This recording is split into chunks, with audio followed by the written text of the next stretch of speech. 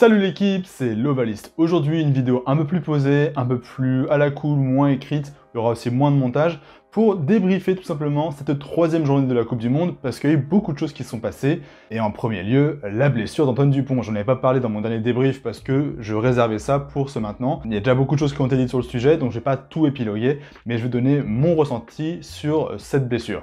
Alors déjà, on vient de l'apprendre, les nouvelles sont plutôt rassurantes. Antoine Dupont espère avoir un retour pour les quarts de finale. On parlait beaucoup de la demi, mais d'après ce qui se dit récemment, grâce à un masque, grâce à la chirurgie qui s'est bien passée, ils espèrent un retour pour le quart de finale. A priori, ils pourraient même reprendre le contact d'ici une semaine. Donc c'est assez dingue ce qui se passe. Alors est-ce que c'est de l'intox pour brouiller les pistes? Peut-être. Est-ce que c'est aussi le fait qu'Antoine Dupont a formulé le fait que même s'il est blessé, c'est une fois dans sa vie une Coupe du Monde en France, donc il va serrer les dents, s'il le peut, pour jouer ces matchs-là importants pour le 15 de France, c'est aussi possible. Donc moi, je suis pas médecin, je connais pas de gens de près de l'équipe de France, donc je vais suivre ce qui se dit là. Je pense que s'il l'a dit, c'est aussi parce qu'il a le droit de le dire. Donc à mon avis, c'est qu'il sera apte pour les quarts de finale, c'est une très bonne chose. Mais on va quand même parler de qui va être son remplaçant, déjà pour l'Italie, et peut-être pour le quart de finale si jamais il n'est pas remis à temps. En comptant bien évidemment sur le fait qu'on va battre l'Italie et qu'on va aller en quart de finale. Donc, qui serait la doublure d'Antoine Dupont? Personnellement, je pense que Lucu, c'est juste le candidat tout trouvé en fait. Ça fait plusieurs années qu'il est numéro 2 derrière Dupont. Ce serait logique qu'il prenne sa place une fois que celui-ci est blessé. C'est déjà lui qui avait assuré l'intérim lorsqu'il avait eu son carton rouge et qu'il n'avait pas pu jouer face au Japon en novembre. Je comprends ceux qui sortent l'argument que Kouyoua a un profil plus explosif, plus porteur de balle, plus similaire à celui d'Antoine Dupont, mais pour moi en fait cet argument-là, c'est pas le meilleur. Kouyoua c'est vraiment un très bon joueur, il tient l'équipe de Lyon depuis des années, mais si explosif qu'il est, c'est pas Dupont, et je suis pas sûr qu'il puisse faire vraiment du Dupont, en tout cas au point où Dupont le fait. Et pour moi, il faut surtout qu'on profite de la connexion entre Lucu et Jalibert, qui se connaissent depuis des années sur le bout des doigts, ça fait 3 ans qu'ils jouent des phases finales ensemble avec l'UBB, donc ils ont quand même un passé commun assez fort. Quand Ntamak s'est blessé, on n'arrêtait pas de regretter la perte de la connexion toulousaine, là on a une connexion bordelaise, pourquoi pas miser dessus en fait, parce qu'il faut qu'on se raccroche aux automatismes qu'on a. Il y a un joueur qui s'est blessé, qu'est-ce qu'on fait dans l'urgence? On prend les joueurs qui se connaissent le mieux. Et puis en plus, faire démarrer Lucu, je trouve que ça correspond plutôt aux aspirations du staff en termes de plan de jeu. En première mi-temps, on gère, on occupe avec Lucu qui a un très long jeu au pied, on ferme le jeu face aux adversaires parce que Lucu est aussi un très bon défenseur, et ensuite en deuxième mi-temps, vers la 50e, 60e, là on fait rentrer Kouyoua, là on dynamite, Jalibert lui, il switch de gestionnaire à dynamiteur, et on met le feu partout. J'ai vu beaucoup de gens crier au désastre, dire qu'on avait déjà perdu et que c'était la faute de la Namibie. En fait non, je suis désolé, non. Moi je pense, dans l'hypothèse où Dupont serait pas disponible du tout, que en fait, considérer qu'on a déjà perdu parce que Dupont n'est pas là, c'est faire une insulte à tout ce qu'a construit ce groupe et ce staff depuis 4 ans. Déjà, même si c'est pas exactement le même contexte, on a déjà battu les Springboks sans Dupont, en tout cas en partie sans Dupont, durant une mi-temps, il a eu carton rouge, et on a réussi à battre les Springboks dans un match qui était vraiment très intense. Et surtout, je ne peux pas envisager qu'un entraîneur de la trempe de Galtier n'ait pas prévu un plan au cas où son meilleur joueur se pète. Ça vraiment, je ne peux pas y croire, sinon on a pris le mauvais bougre, c'est pas possible. Si on n'est pas capable de faire sans Dupont, ok, ça sera beaucoup plus dur, ce sera vraiment une grosse épreuve parce que c'est le meilleur joueur du monde, mais si on n'est pas capable de faire sans lui, c'est qu'on mérite pas d'être champion du monde. Dans ce cas-là, Dupont est champion du monde, mais pas l'autre équipe. Et moi, je pense que dans cette équipe-là, on a des champions du monde. En 2011, les Blacks sont bien réussis, sans Dan Carter, qui s'est blessé très tôt dans la compétition. Bon, il y a quand même eu quelques arrangements sur la fin, mais ils ont quand même réussi à atteindre la finale, ils se sont pas démobilisés, ils se sont resserrés, et finalement, ils ont décroché le titre. Moi, je pense au contraire que cette blessure, ça peut nous resserrer. Ça peut nous rassembler en vue des quarts. Déjà, on va voir ce que ça donne face à l'Italie, mais bizarrement, je suis pas forcément inquiet. Moi, j'ai confiance en ce groupe, en nos leaders, pour encadrer au mieux le remplaçant de Dupont et le mettre dans les meilleures dispositions pour remporter la victoire. Maintenant qu'on a parlé de Dupont et des quarts de finale, je vais aborder un sujet qui est lié, c'est la victoire de l'Irlande sur l'Afrique du Sud. D'ailleurs, merci beaucoup pour l'engouement que vous avez montré pour ma vidéo débrief de ce match.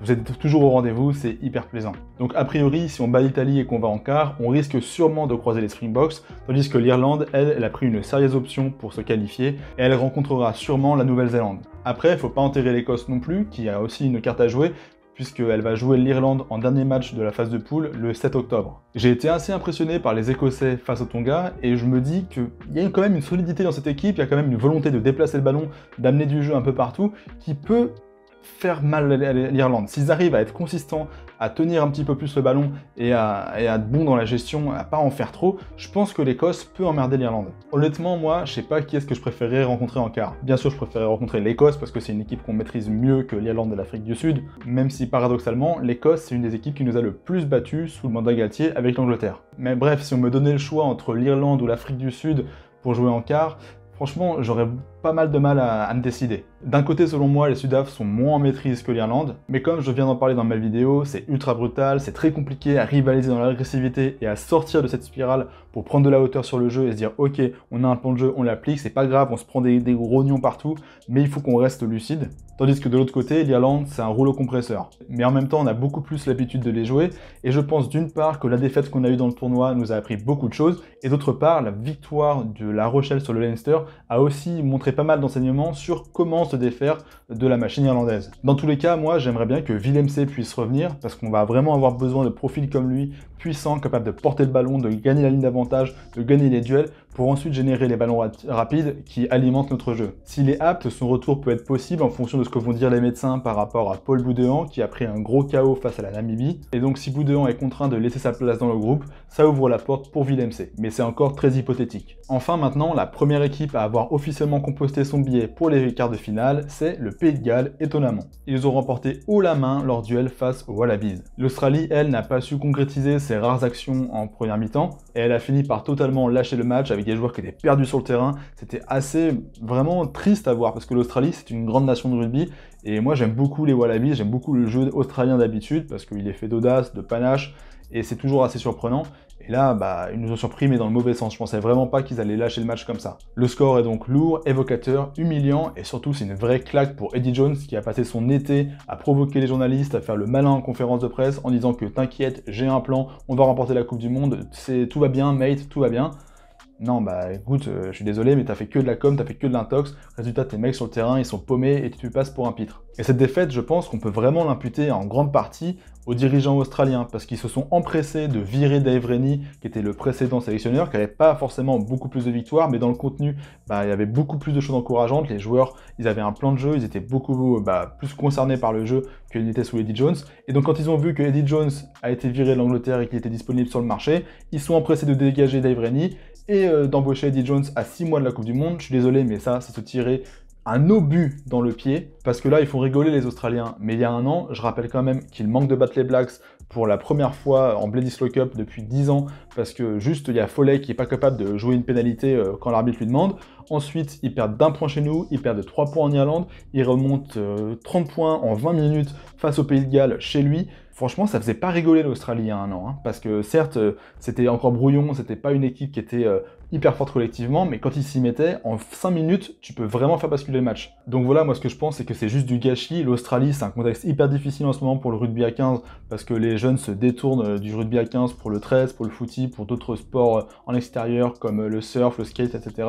C'est un peu aussi ce qui se passe en Nouvelle-Zélande, et c'est vraiment triste d'avoir une nation comme ça, double championne du monde, qui tombe à un si bas niveau apathique, quoi. Franchement, ça m'a fait mal au cœur. Mais bravo quand même aux Gallois, qui étaient un petit peu dans la même situation, et qui, eux, par contre, montent en puissance. Je pensais vraiment pas qu'ils sortiraient aussi rapidement des poules, après une phase assez compliquée ces 2 dernières saisons. On va conclure avec la programmation de la J4, ça va être assez rapide, parce que c'est pas une journée où il y a beaucoup de matchs à grands enjeux. Néanmoins, il y a des matchs qui vont m'intéresser. En premier lieu, Italie-Nouvelle-Zélande, tout simplement parce qu'on va jouer l'Italie dans 10 jours, et ensuite parce que la Nouvelle-Zélande, on risque de les croiser en phase finale, enfin en finale, si jamais on arrive en finale et que eux aussi, on les croise. Ensuite, il y a le match Géorgie-Fidji. Si les Fidji gagnent ce match, ils seront qualifiés. Ce serait une première depuis 2007, ça ce serait énorme. Attention tout de même au match piège, les Géorgiens là, ils sont vexés, ils ont fait 2 journées pas terribles, une défaite décevante face aux Australiens, un nul frustrant face aux Portugais, et là je pense qu'ils ont envie de se lancer enfin dans leur Coupe du Monde et de gagner les 2 derniers matchs. Et on se rappelle qu'en 2019, les Fidji qu'on voyait outsiders,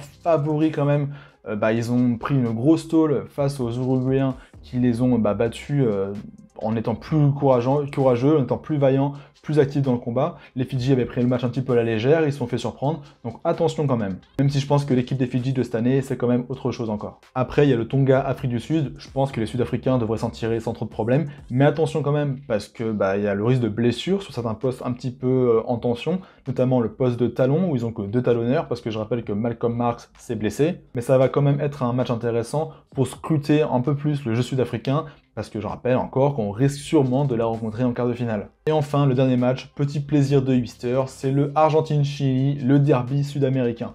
Alors même si je m'attends pas à une orgie de jeu, vu comment l'Argentine pratique une bouillie de rugby actuellement, mais ça promet quand même d'être électrique, d'être chaud, d'être latin, et ça j'aime bien. Et même si en vrai les Pumas risquent de très vite dominer les débats, je pense que ça peut quand même valoir le coup d'œil, en tout cas en début de match. Bref, c'est la fin de cette vidéo, dites-moi si vous appréciez ce format un peu plus léger, un peu plus parlotte. Si c'est le cas, écrivez-moi en commentaire, abonnez-vous, laissez-moi un pouce bleu. Moi je vous dis à la prochaine, bye Lovali.